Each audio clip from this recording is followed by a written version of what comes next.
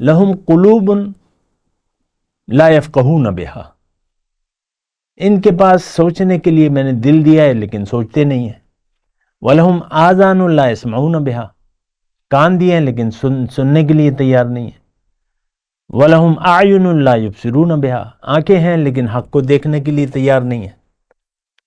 تو ان کی مثال جانوروں کی سی ہے، بلکہ یہ جانوروں سے بھی بدتر ہے۔ اللہ اکبر اللہ اکبر اللہ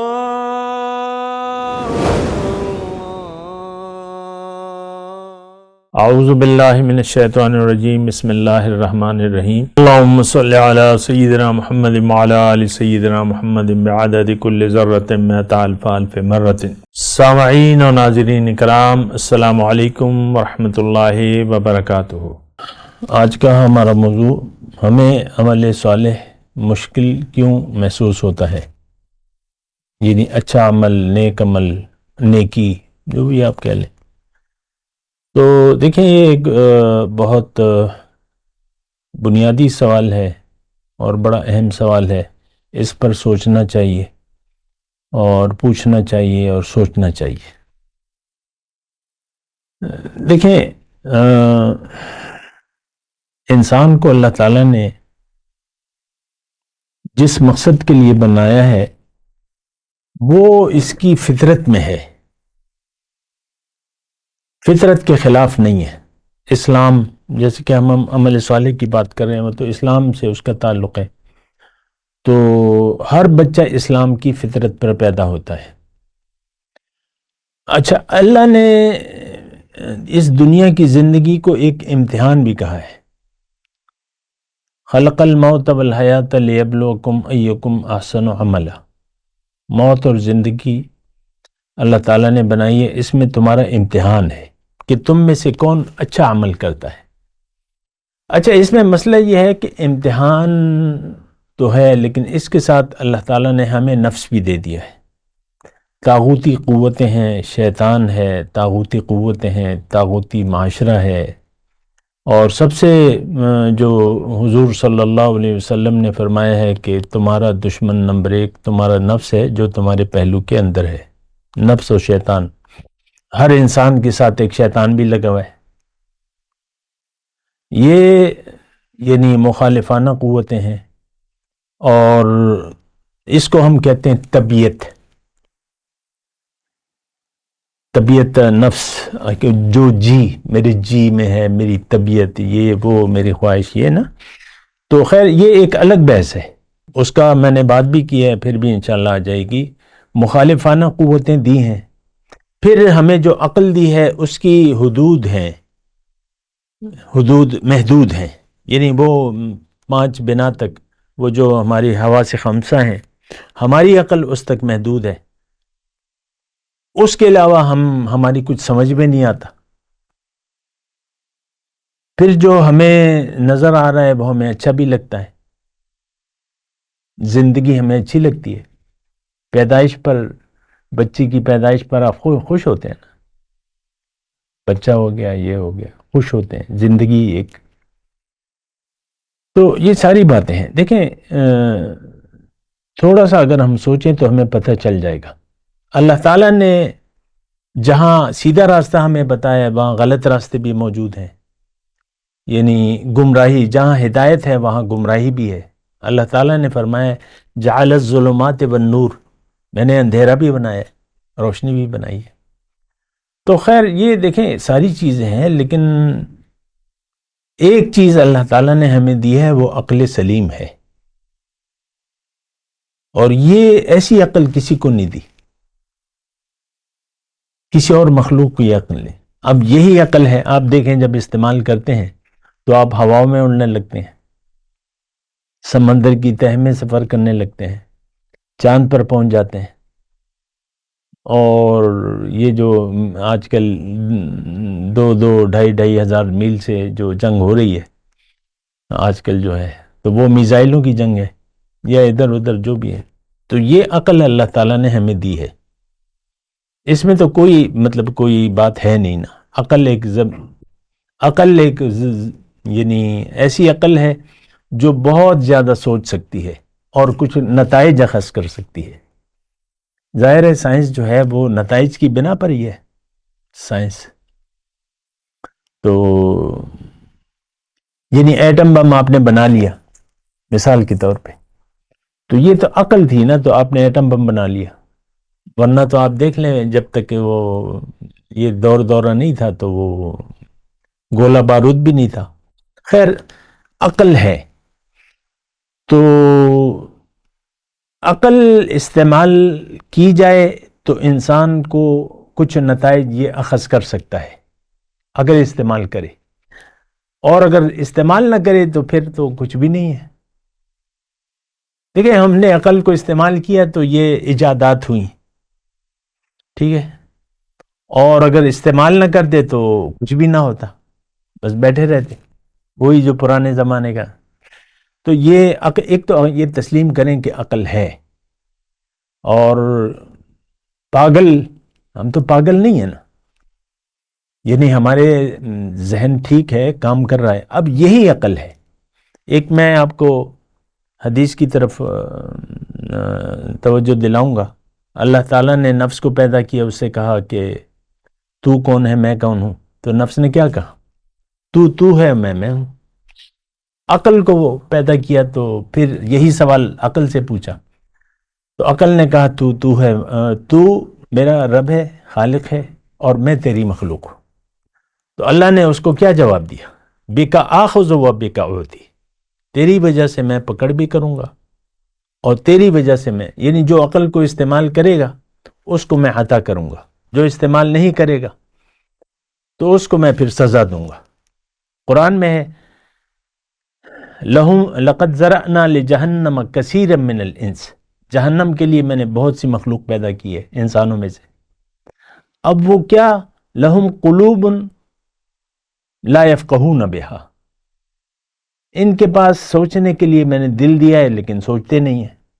وَلَهُمْ آذَانٌ لَا يَسْمَعُونَ بِهَا، کان دیے ہیں لیکن سننے کے لیے تیار نہیں ہیں. وَلَهُمْ أَعْيُنٌ لَا يُبْصِرُونَ بِهَا، آنکھیں ہیں لیکن حق کو دیکھنے کے لیے تیار نہیں ہیں. تو ان کی مثال جانوروں کی سی ہے، بلکہ یہ جانوروں سے بھی بدتر ہے. دیکھیں اپنے موضوع کی طرف آتے ہیں، عمل صالح. تو دیکھیں اب جب ہم عقل کو استعمال کریں تو کچھ عرصہ پہلے ہم نہیں تھے، میں نہیں تھا، آپ نہیں تھے، اور کچھ عرصہ بعد ہم نہیں ہوں گے، مٹی میں چلے جائیں گے، یا جو بھی جسم کے ساتھ کیا جائے ہم تو مٹی میں دفنا دیتے ہیں. یہ ایک سوچ ہے کہ میں پیدا ہوا ہوں، کیوں پیدا ہوا ہوں، کس نے بنایا ہے اور کس لیے بنایا ہے. یہ ایک سوال تو بنتا ہے نا. ایک کام ہے، مثال کے طور پہ شادی، لڑکا لڑکے کی شادی ہو رہی ہے، لڑکا الگ اپنا گھر بنایا، بیوی کو الگ گھر بنا کے دے دیا مثال کے طور پہ، یا الگ کمرے میں لڑکا رہ رہا ہے، بیوی کا الگ کمرہ ہے. یعنی جس کام کا جو مقصد ہے وہ تو آپ کر ہی نہیں رہے ہو. یہ میں نے ایک مثال دی آپ کو. تو یا مہمان آپ نے بلائے ہوئے ہیں اور کھانے کے لیے، اور مہمان کھانا کھا نہیں رہے، وہ ادھر کوئی کھیل کود کا میدان ہے، بس وہاں کھیل رہے ہیں، کود رہے ہیں، کھانا ٹھنڈا ہو گیا، مہمان چلے گئے کھیل کود کے، کھانا کھائے نہیں. یہ عقل کی بات ہے، یہ کارزار حیات ہے، ایک میدان عمل ہے. اللہ تعالیٰ نے ہمیں ایک خاص مقصد کے لیے بنایا، اور وہ مقصد دنیا نہیں ہے. ورنہ مردے کے ساتھ آپ کیا کیا رکھتے ہیں؟ جو اس نے کمایا وہ رکھتے ہیں آپ، وہ تو وراثت میں چلا جاتا ہے، اور بس وہ کھا پی کے لوگ ختم کر دیتے ہیں. تو مردہ اپنے ساتھ کچھ نہیں لے جاتا، ہم بھی کچھ نہیں لے جا سکتے، لیکن دنیا کے لیے ہم زندگی گزار رہے ہیں. یہ بات سوچنا چاہیے، قابل غور ہے کہ کیوں تم دنیا، ساری صلاحیتیں، ساری سوچ تمہاری دنیا کی طرف ہے. اچھا دیکھیں اب اس میں بات یہ ہے کہ جب آپ کا رخ دنیا کی طرف ہو گیا اور دنیا کو آپ نے مدعا بنا لیا زندگی کا، اب جو ہدایت ہے وہ تو آپ کی ضرورت رہی نہیں. ایک عام سی بات ہے، ہدایت تو آپ کو اِنَّ هَٰذَا الْقُرْآنَ يَهْدِي لِلَّتِي هِيَ أَقْوَمُ، قرآن تو آپ کو اللہ کا سیدھا راستہ بتاتا ہے. اللہ کو آپ نے منزل نہیں بنایا، اب وہ سیدھا راستہ آپ کے لیے کوئی اہمیت ہی نہیں رکھتا، پھر وہ آپ پہ بوجھ بن جائے گا، بوجھ بن جائے گا. ایک چیز کی ہم ضرورت نہیں محسوس کرتے، وہ کام نہیں کرتے. عام طور پہ بھی غیر ضروری کام ہم نہیں کرتے، اور کوئی کرتا ہے تو اس کو روکتے ہیں، اور خاص طور پہ نقصان جو کام نقصان پہنچائے اس کو تو زبردست مطلب کوشش کرتے ہیں. ابھی صبح میں موٹر سائیکل پہ جا رہا تھا تو وہ سائٹ کا جو سٹینڈ تھا وہ بھول گیا تھا میں اوپر کرنا. ایک بچے نے مجھے آواز دی سٹینڈ اوپر کرو. بچے نے یہ نہیں، یہ مجھے کہہ رہا تھا کہ یہ تو تمہیں نقصان پہنچائے گا اور تم مت کرو. یا چلو وہ جو نقصان پہنچائے گا، وہ ہیڈ لائٹ جو میں بھول جاتا ہوں رات کو، تو 10 آدمی آپ کو منع کریں گے کہ کیا کر رہے ہو، بند کرو لائٹ، ہیڈ لائٹ بند کرو. تو دیکھیں یہ ہماری فطرت ہے. انسان ضروری کام پہ اہمیت رکھتا ہے، توجہ دیتا ہے. ضروری کام مشکل بھی ہو تو وہ کرنے کو تیار ہوتا ہے. دکاندار صبح سے شام تک، یہ ریڑھی والے جو ہیں صبح پھل لگاتے ہیں، سبزی لگاتے ہیں، سارا دن دھوپ میں پھرتے رہتے ہیں. اس سخت گرمی میں ہے کہ نہیں ہے؟ نہ پنکھا، نہ کچھ نہ کچھ، تو وہ سختی ہے، برداشت کرتے ہیں وہ. اسی طرح آپ دکان میں تو دکان میں تو اے سی نہیں ہے، تو سارا دن آپ گرمی میں کھڑے رہتے ہیں. کیوں؟ ضروری سمجھتے ہیں آپ. یہ نہیں کریں گے تو کیا؟ تو دیکھیں خلاصہ کلام یہ ہے کہ جب ہم ضروری ایک کام کو ضروری سمجھتے ہیں، وہ ہم کرنے کے لیے تیار بھی ہوتے ہیں، اور وہ کرنا ہمارے لیے آسان بھی ہوتا ہے.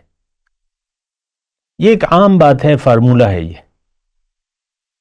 اور جس کو ضروری نہیں سمجھتے وہ کام ہم کرنا بھی نہیں چاہتے، اور وہ ہمیں غیر ضروری لگتا ہے اور وہ مشکل ہو جاتا ہے. آپ نے کھانا کھا لیا، آپ کا پیٹ بھرا ہے، اور آپ کا دوست آ کے کہتا ہے کہ آؤ میں تمہیں مرغا کھلاؤں، اور خوب زبردست بناتا ہے وہ، یا ایک پلیٹر کھلواتا ہوں، تو آپ چلے جائیں گے اس کے ساتھ؟ نہیں جائیں گے، کیونکہ آپ کو پتا ہے بھائی میں نے زیادہ کھا لیا تو پیٹ خراب ہو جائے گا، 3-4 دن تو پھر دوائی کھانی پڑے گی. ایسے ہی ہے نا، پھر مزہ بھی نہیں آتا، بھوک نہ ہو تو کھانے کا تو مزہ نہیں آتا.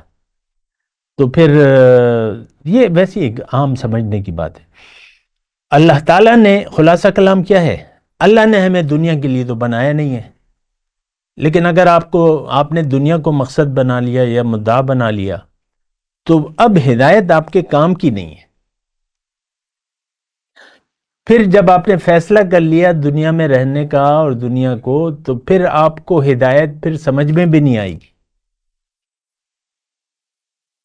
کل ہی یہ درس میں تیاری کر رہا تھا، ہمارے استاد گرامی کا وہ بات سن رہا تھا. وہ کہتے ہیں کہ قرآن ان لوگوں کی سمجھ میں آئے گا جو مومن ہے اور جو دعوت دینے والا ہے.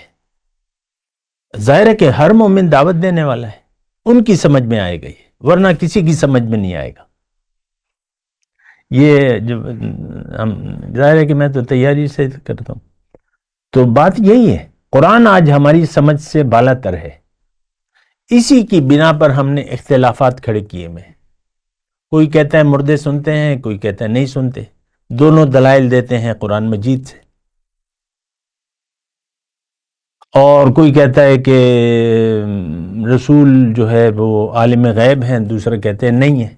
کوئی کہتا ہے رسول اللہ کو رسول نے دیکھا ہے، کوئی کہتا ہے نہیں دیکھا. یہ تو ہو ہی نہیں سکتا. یہ سب یعنی قرآن کی یہ ابھی آئے گا، یضل بہ کثیرا ویہدی بہ کثیرا. ہم تو خیر وہ پڑھ رہے ہیں، سورہ بقرہ میں ہے. یہی قرآن، اس کے ذریعے انسان گمراہ بھی ہوتا ہے اور ہدایت بھی پاتا ہے. قرآن کو اگر آپ یہ دیکھیں، بنیادی بات ہے خلاصہ کلام کے طور پہ کہ قرآن اگر آپ اپنے آپ سے غافل ہیں، اپنی حقیقت سے غافل ہیں، تو پھر آپ اپنے مقصد سے بھی غافل رہیں گے اور غافل رہنا پسند کریں گے. مجھے نہیں ہے ضرورت، مجھے مت سمجھاؤ، میں سمجھ گیا ہوں، میں سمجھا ہوا ہوں.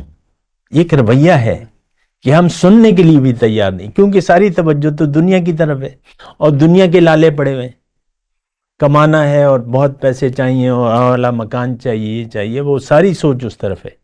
تو اب آپ کی قرآن کی باتیں آپ کو سمجھ میں بھی نہیں آئیں گی، غیر ضروری۔ قرآن صدیاں ہو گئی ہم نے چھوڑ دیا ہے بطور کتاب ہدایت کے۔ تو بس یہ دیکھیں، عمل صالح، آج کا جو میرا موضوع ہے عمل صالح، نیک عمل۔ نیک عمل کا مطلب یہ ہے کہ آپ قرآن کے مطابق عمل کریں، ہدایت کے مطابق عمل کریں، وہی نیک عمل ہے۔ تو جب اللہ آپ کی منزل نہیں ہے تو آپ کے لیے تو قرآن ہے ہی نہیں۔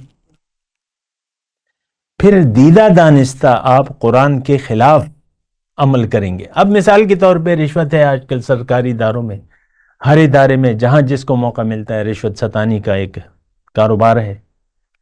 اللہ نے فرمایا، رسول نے فرمایا حرام مال مت کھاؤ، لیکن ہم کھاتے ہیں، لکھا ہوا ہے لیکن ہمیں آسان لگتا ہے۔ یہ رشوت اور یہ کرپشن ہمیں مشکل لگتی ہے کہ آسان لگتی ہے؟ ہر ایک نے ہاتھ کھولے ہوئے ہیں کہ بھئی میرے ہاتھ میں کچھ پکڑاؤ تو پھر میں تمہیں کام کروں۔ یہ ویسی ایک میں بات کروں، سود ہے، حرام ہے، لیکن ملکی سطح پر آپ سود لین دین کر رہے ہیں۔ IMF سے آپ نے رجوع کیا ہے، جب وہ قبول ہو جاتا ہے تو پھر آپ خوشی کے ڈھونگرے پہ جاتے ہیں، شکر ہے سود مل گیا ورنہ میرا تو کباڑہ ختم ہو گیا تھا۔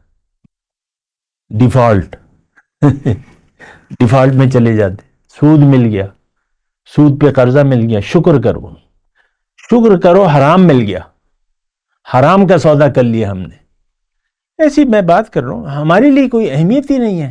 سود کا لین دین ہو رہا ہے، کوئی نکلتا ہے کہ بھئی مت لو قرضہ، ختم کرو بینکوں سے یہ سود، آرام سے سب بیٹھے ہوئے ہیں۔ اور تو دیکھیں، عمل صالح کا مطلب قرآن کے مطابق عمل۔ اللہ آپ کی منزل نہیں ہے تو قرآن پر عمل کرنا آپ کو ناممکن لگے گا۔ قرآن تو کہتا ہے کہ بھئی تم اپنا تزکیہ کر لو، وہ تو ہمیں پتہ ہی نہیں ہے۔ تزکیہ نفس تو آج معاشرے میں ہمارا موضوع ہی نہیں ہے۔ کتنی دفعہ جمعے کے خطبوں میں آپ نے یہ موضوع سنا ہے؟ کتنی دفعہ جو فیس بک پہ آپ جو کچھ سنتے ہیں اس میں کوئی یہ موضوع آتا ہے؟ اور ہر ایک پھر اپنی اپنی تشریح کر رہا ہے، تزکیہ نفس کی یا تزکیہ کی اپنی اپنی تشریح کر رہا ہے۔ بھئی قرآن پر عمل کرو تزکیہ ہو جائے گا، یہ بھی کہتے ہیں نا، قرآن پر عمل، اچھے اخلاق، وہ کیسے ہوں گے؟ یہ بات نہیں ہوتی۔ تو بہرحال دیکھیں، ہم گمراہ ہیں اور گمراہ رہنا چاہتے ہیں۔ تو ایک شخص اگر اللہ تعالیٰ نے قرآن میں فرمایا ہے، ایک آیت میں پڑھ کے اپنے گفتگو کا اختتام کرتا ہوں، اسی آیت ہے سورہ توبہ کی، ان کان آباؤکم و ابناؤکم و اخوانکم وازواجکم وعشیرتکم واموال اقترفتموها وتجارة تخشون کسادها ومساکن ترضونها احب الیکم من اللہ ورسولہ فتربصوا۔ ذرا غور سے سنیے گا، 8 چیزیں اللہ تعالیٰ نے گنوائی ہیں۔ اگر تمہارے ماں باپ اور تمہارے بھائی، تمہارے بیٹے، تمہاری زوج، بیوی یا شوہر یا رشتہ دار، اور جو مال تم نے جمع کر رکھا ہے، اپنے کتھے پر رکھے ہیں، اور جس تجارت میں نقصان سے تم ڈرتے ہو، اور جن گھروں میں رہنا تم پسند کرتے ہو، احب الیکم من اللہ ورسولہ، ذرا توجہ دیں، یہ ساری چیزیں اگر تمہیں زیادہ پسند ہیں اللہ سے اور اس کے رسول سے اور اس کی راستے میں محنت سے، تو تم عذاب کے قابل ہو، عذاب کا انتظار کرو، اور کچھ نہیں ہے سوائے عذاب کے، تمہارے لیے کچھ نہیں ہے۔ واللہ لا یہدی القوم الفاسقین، جو نافرمان ہے اس کو ہدایت کی میں توفیق ہی نہیں دوں گا، وہ سمجھنا نہیں چاہتا۔ اللہ کا قانون یہ ہے، جو سمجھنا نہیں چاہتا اللہ تعالیٰ اس کو نہیں سمجھاتا، جو سمجھنا چاہتا ہے اللہ تعالیٰ اس کی دروازے کھول دیتا ہے۔ والذین جاہدوا فینا لنہدینہم سبلنا۔ اور ایک آیت آخر میں وہ یہی ہے کہ من یتق اللہ